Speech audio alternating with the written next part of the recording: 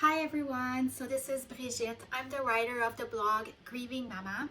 It's a blog that I started about a year ago, a year after the accident in which I lost my 5-year-old boy, and my daughter had a severe brain injury, and as well as us, our family of five, my older son as well has suffered a lot of trauma, as well as of course ourselves, the parents.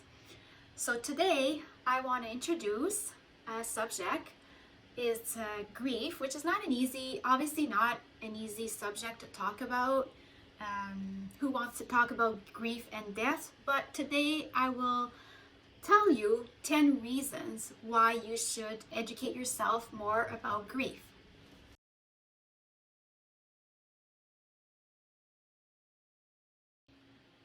If grief was better understood, the bereaved would also feel better supported. People around them would not try to fix their grief and come up with unrealistic ideas. They would understand that their pain is unique and is normal, and that grieving openly is actually healthy. They would listen to them, let them cry, not change the subject, and they would let them talk about their loved ones. So know what to say without fumbling. So you run into someone in a grocery store and they've been grieving, but you don't know what to say. Especially if their person died a while ago, should you bring it up or it's been too long? In most cases, a lot of people, they would either fumble awkwardly or as they express their sympathy, or they might not even bring the topic altogether and not even say anything. Is that the right approach?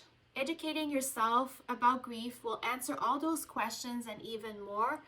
You will no longer feel paralyzed or terrified of saying the wrong thing. So the next reason is that it's going to help yourself with your own grief. You might not be grieving at this present moment, but we never know what tomorrow will look like. Although you can never be fully prepared for grief, educating yourself in advance about grief will help you once grief hits you. And in reality is that for most people at some point during their life, they will have someone very close to them who will die, and it can be very sudden. It can be tomorrow, it can be next week. We should not assume that we will have time to read about grief and buy grief books, because at the time when it happens and when someone dies really close to you, very suddenly, you won't have the time. You will be busy with other things to do, and you will not have the energy to do so as well. Having more knowledge in advance will help you identify all the emotions of grief. You will know more in advance the types of grief, how messy grief can be, also the type of therapy or counselors that are available and a right fit for you. It's about time that our culture normalizes grief and honor the dead. So death and bereavement should be considered as a natural part of everyone's life, because just like birth, everyone will die. So being open about grief is better than it used to be in our society. For example, I received a message one time on my blog from someone who knows a mom who's lost her baby back in the 50s. And back then, it was very, very taboo. They didn't talk about it, they didn't mention it, they didn't even talk about the baby who had died. It was it was almost like the plague where you shouldn't even talk about it. So as the mother, she was very isolated in her grief and couldn't be open about it and talk, and it was very hard on her to have that, just kept that to her. So it is better than it used to be, but we should have it even less taboo than it is right now, and it should be part of celebrating the lives, just like what they do in Mexico, where they have the Day of the Dead. Not necessarily that we have to do exactly what they have, but just that it's more part of their culture.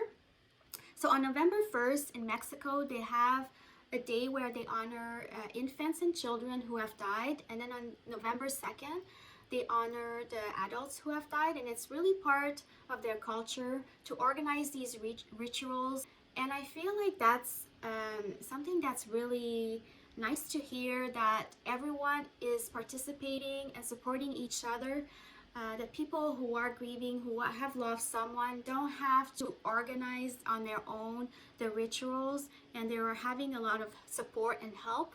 And I find that very touching as a society that is part of their culture. And that when you have also rituals, it can really help the person move forward with their grief journey as well. Unresolved grief can actually lead to many health issues and cost more. So, unresolved grief, that's a clinical term, and it refers to an intense grief that persists for a very long time and it actually interferes with daily functioning. And it has been linked to increase of many health issues, just including heart disease, stroke, and even cancer. And unresolved grief can also lead to many mental issues like the broken heart syndrome. That is something that is real. It's very painful. I had it. There's also depression, anxiety. There's a lot of addiction problems as well, and maybe even suicidal feelings. So if as a society we're more aware about the emotions surrounding grief and we can better identify, will be better to support the people with unresolved grief as well to progress in their own journey. Increase your emotional intelligence. So educating yourself about grief will help build your empathy and compassion towards others.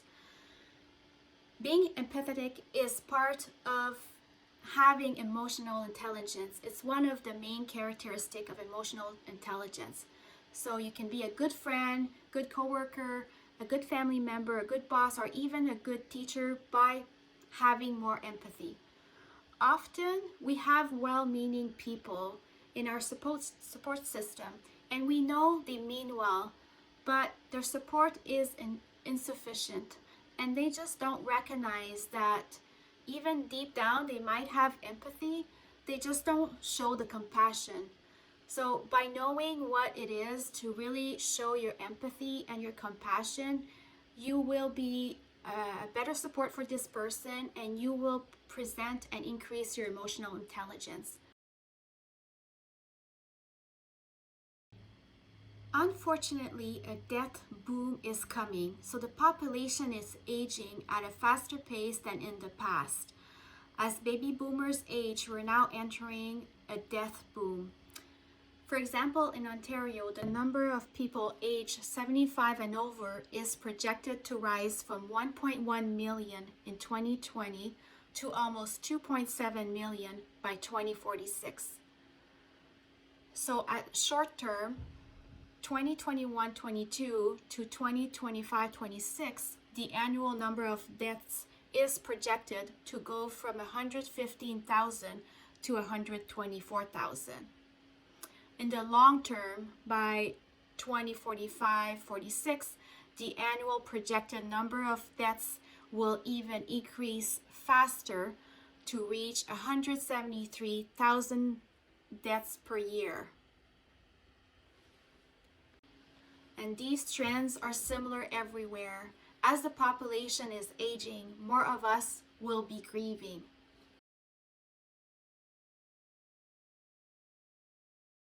People can let you down in all kinds of ways during time of hardships.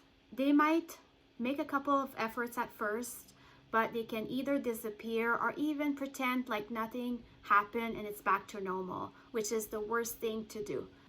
Or even worse, some people are grief hijackers or grief ghosters. And believe me, you don't want to be identified as a grief hijacker or a grief ghoster.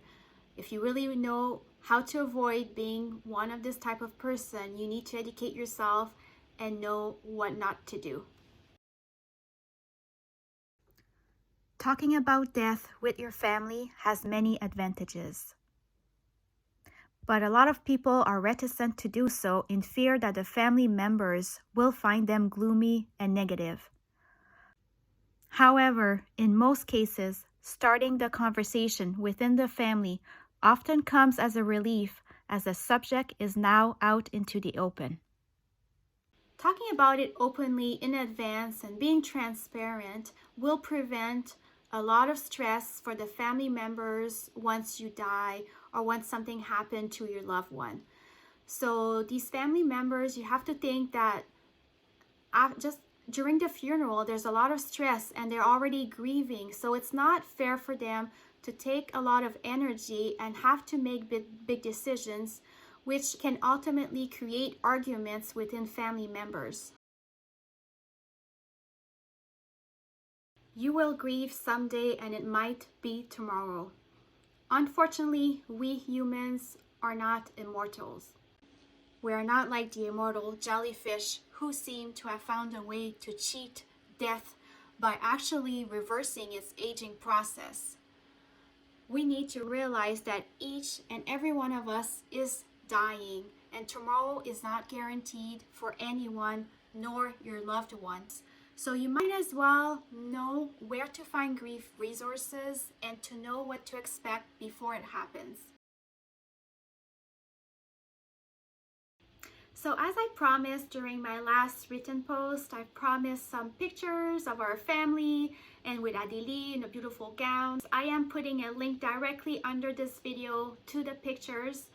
So I hope that you enjoyed this podcast video. I try to be very informative about it, and I promise that if you subscribe to my blog, you will get some tips about grief and how to react. I don't also just talk about grief on my blog. I talk about depression, anxiety, all kinds of mental health issues.